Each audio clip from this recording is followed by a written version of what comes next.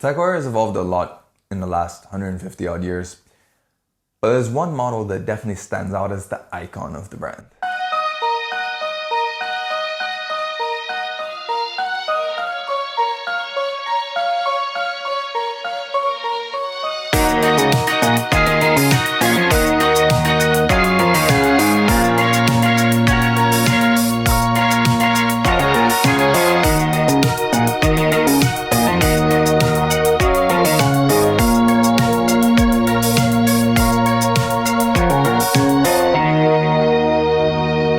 Hi everyone, and welcome to Shaluso, and welcome to another installment of my series about the icons, iconic watches for brands that really stood out and changed not only the brands themselves, but also the watch industry as a whole. And today we're talking about, of course, the Tag Heuer Monaco. Now to start out, of course, we need to talk about the history of this watch. Now the Monaco traces its history back to a very important year in watchmaking in general, and that is 1969. So in 1969, a consortium of Heuer, Buren, Hamilton, Dubois de Praz, and Breitling all banded together to create the first automatic chronograph. At the same time, you had Zenith with the El Primero trying to do their approach to it, and also over in Japan, you had Seiko creating their first automatic chronograph as well.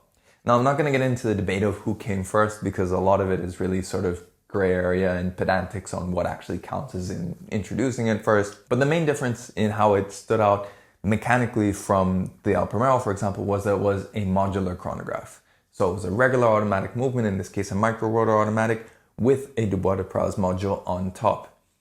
And that particular module made it an interesting proposition because it had these offset pushers. So on the one side you had the crown, on the other side you had the two chronograph pushers. And that meant that any watch that used what Heuer called the caliber 11 would look very, very different from your average chronograph because of the fact that it had these offset pushers that let you know that module was there. So it separated out the winding crown from the chronograph, and that gave a unique look to any watch that used it. However, Tag Heuer wanted a little bit more than just a unique chronograph layout. For this new movement, he wanted to introduce an entirely new watch line that would stand out and really highlight this new movement, this new development that his company and these others had come up with. And that's how the Monaco came about. It was something totally alien to what was available. Measuring roughly 39 millimeters in width, this square watch was honestly something very unique. You know, square watches even to this day are still very, very rare. The main other square watch that you think of is maybe something like the Cartier Santos. But apart from that, there wasn't really any other square watches. So right away, it stood out relative to the other members of that consortium that used the same movement. However, despite the fact that it stood out and was definitely something that was unique to Heuer, the Monaco itself wasn't actually a raging sales success. Perhaps it was too modern for its time, perhaps it was too different for its time, perhaps it was too big for its time. Either way though, 6 years later, the Monaco was no more. But history isn't everything, and the Monaco is a watch that demonstrates that it can be iconic without actually having that long a history or that continuous a history. One of the main reasons for that is its innovation. Starting with 1969, where it did serve as that platform for the first automatic chronograph, after it was discontinued and then reintroduced, Tag Heuer continued to sort of push that notion of this being the platform for innovation. Of course, when it was reintroduced with a very similar platform to what it had before, a modular chronograph. So underneath, it had an ETA 2892, and on top it had a Dubois de Praz chronograph. And that was pretty standard for the time. However, they also introduced a lot of really crazy innovations for the Monaco. Things like the V4, which was a belt-driven movement that cost over 100,000 US, had a different winding system which used weights that went back and forth. None of the gears actually meshed with each other. Instead, had razor-thin belts, just like the way an engine is driven. In addition to the V4, they also had the LS, which was their linear second system. Linear seconds were actually something that was invented by Patek Philippe, but only ever reached the prototype stage. But Tag Heuer, on the other hand, actually put this into a serial production watch. And the LS is a really, really interesting looking watch because it uses all of these different counters. It has the linear seconds for the seconds, it has a regular register for the hours, then it also has what's known as a centrograph for the minutes. It also has a big open date. And all of these different displays were very unique to find on one single dial. But Tag Heuer used the Monaco for exactly that. And then of course there's the Monaco 69, which is like Tag Heuer's reversal, essentially. This used two different movements, a rotating case. On the back it had an advanced quartz movement, which served as a chronograph, a perpetual calendar, and a GMT. On the other side, you had your standard time functions. It was 18 millimeters thick, completely impractical. But again, it was a new idea, an innovative idea that they used the Monaco as a platform for. This showed that Tag Heuer knew that the Monaco was their way to showcase innovation. It was their historical innovation model. And even to this day, it now houses one of Tag Heuer's most advanced movements, which is of course the O2 with the 80-hour power reserve and a vertical clutch column wheel chronograph. Admittedly, this may not be as groundbreaking as something like the V4 or the LS.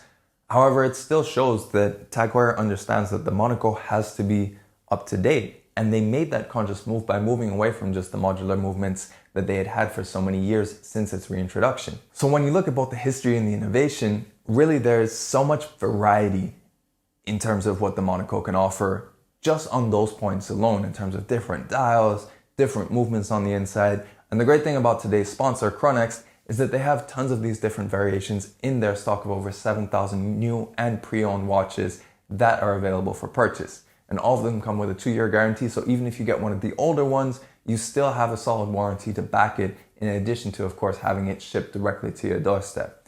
So make sure you check out the links in the description below, where you can see the whole selection of Tag Heuer, as well as tons of other different watches. You'll definitely be able to find something that you like, and if you do, make sure you use the promo code SHALUSO so you can get a discount off your next purchase. So you'll find those links in the description below so you can see just the breadth of what's available when it comes to a Tag Heuer Monaco. But now that we've covered sort of the history as well as the innovation, we need to address also the pop culture impact. At the end of the day, a watch that doesn't impact beyond just the watch world, can it really be considered an icon? It also needs to transcend a little bit more between being just a watch. And we see that in 2 key areas. The first is within its use in the 1971 movie Le Mans.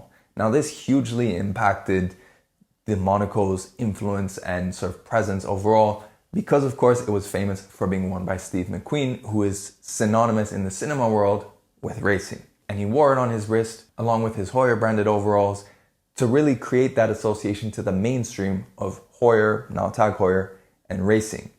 And that was based on the reality, which was that Joe Siffert, who was an actual Formula One driver, was known for selling Heuer watches on the racetrack itself to other racing drivers. So not only did it have that cinematic link, it was linked in real life as well with an association to the world of motor racing. And that has been essentially the lineage of Heuer and Tag Heuer for most of its modern history. And the Monaco really is, maybe not the genesis of it, but it is sort of the poster child for it. We see it now, even in the 2021 Formula One season. Max Verstappen won the World Championship with his special edition Tag Heuer Monaco strapped to his wrist the second he got out of the car. So it means that Tag Heuer recognizes even till this day the importance of the Monaco in its association with F1. So in summation, this is really what makes the Monaco iconic. A, its design is totally unique. It's something that stands out right away and you know it's a Tag Heuer. You know it's a Monaco from a mile away. On top of that, it's probably the watch that is most consistently associated with Tag Heuer because it's been a consistent design even despite the break in between. At the end of the day, the Carrera, yeah, it had continuous production, but it's changed in so many different forms. There's so many different flavors of Carrera that you can get. It doesn't really have that sort of continuous design language like something like a Royal Oak, a Submariner, or a Monaco would have. And that's very important to creating an icon, is that design consistency.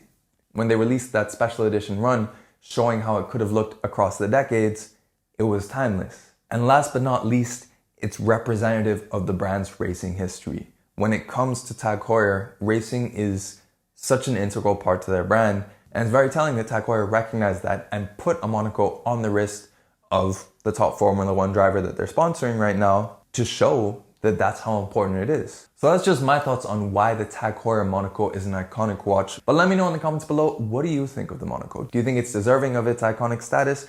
And are there any other reasons why you think maybe it should or shouldn't be considered an icon? I'd love to know your thoughts in the comments below, as well as which Monaco model you like the most.